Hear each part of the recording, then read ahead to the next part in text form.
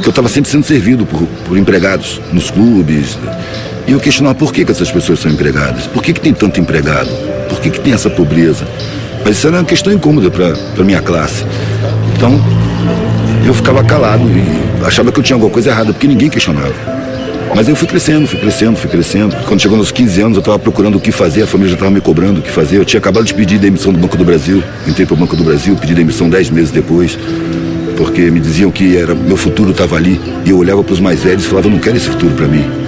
Então pedi demissão, começou a cobrança. E agora, o que você vai fazer? Desperdiçou uma oportunidade de ouro, podia estar lá de vida inteira. Para mim era um terror ficar lá a vida inteira.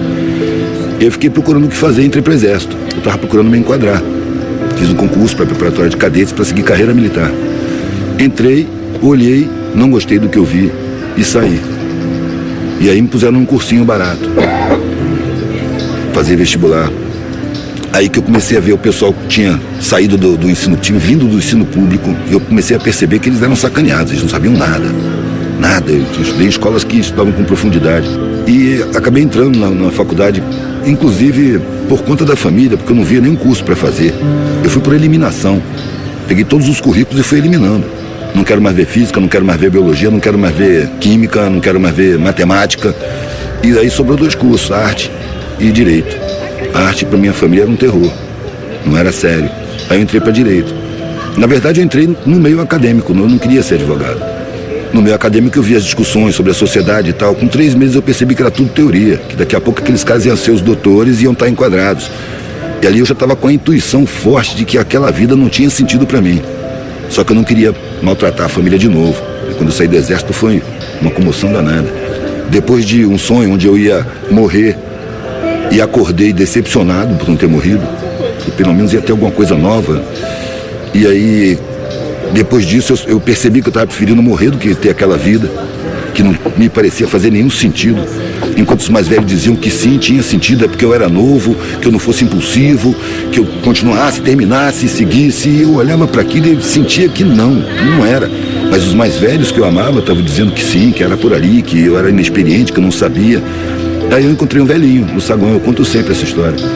Encontrei um velhinho no saguão do meu prédio, que era milionário, morava na mansão, ele vinha pro saguão do meu prédio com enfermeira, porque ele era viúvo, solitário, morava sozinho naquela mansão enorme. Vinha pro saguão do meu prédio, porque ali ele via gente, conversava, as pessoas conheciam ele, que ele era conhecido, saiu no jornal e tudo mais, como milionário, um empresário bem sucedido de importação e exportação lá no Espírito Santo. E ele me falou que, sem eu pedir nem nada, no dia que eu passei ali saindo e ele estava sozinho, ele falou, menino, senta aqui. E começou a falar o que eu precisava ouvir. Eu fiz tudo o que disseram para eu fazer.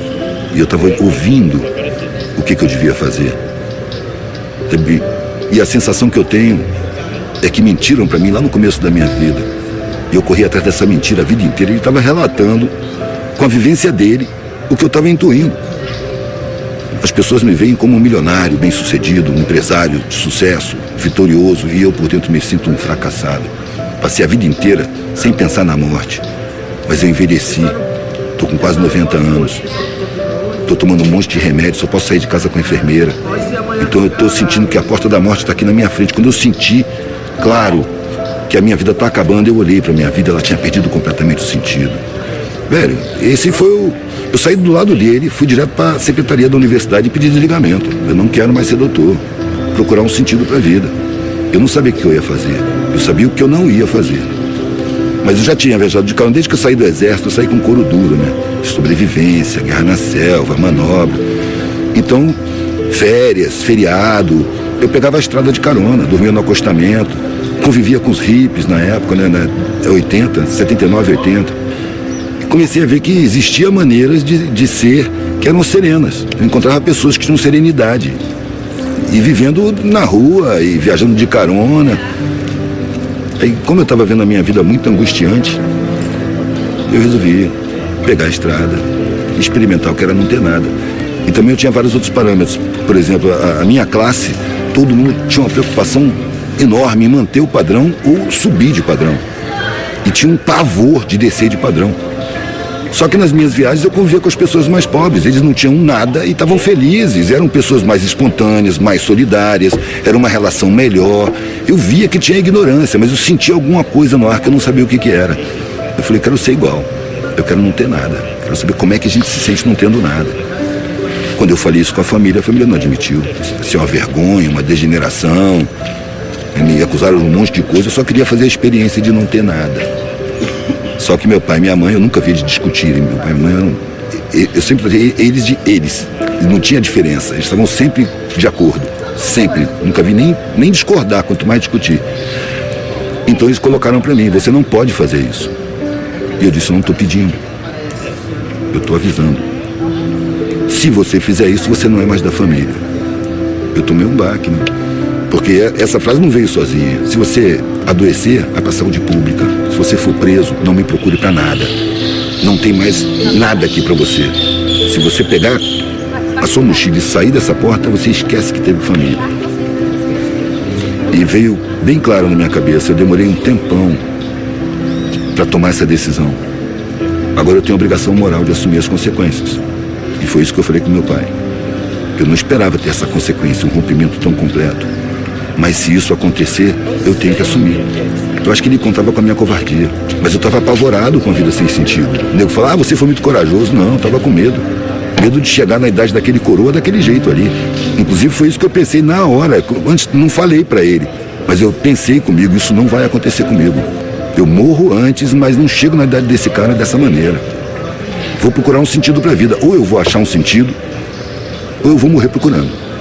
A gente tem graus de liberdade. Mas eu acho que liberdade, no sentido pleno da palavra, é você existir sem necessidade nenhuma. Enquanto você tiver alguma necessidade, você está preso a essa necessidade.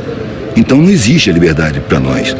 Existem algumas liberdades, porque a sociedade é feita para acorrentar a gente. Em padrões falsos, valores falsos, realidades falsas, muito medo, muita ameaça. Eu fui movido pelo medo. Medo de chegar no fim da vida, olhar para trás e ver uma vida sem sentido. Eu, como sou artista plástico, eu comparo a vida com um quadro. Desde que você nasce, você pincela o quadro. E vai pincelando enquanto você está vivo. Você só assina o quadro na hora que você morre.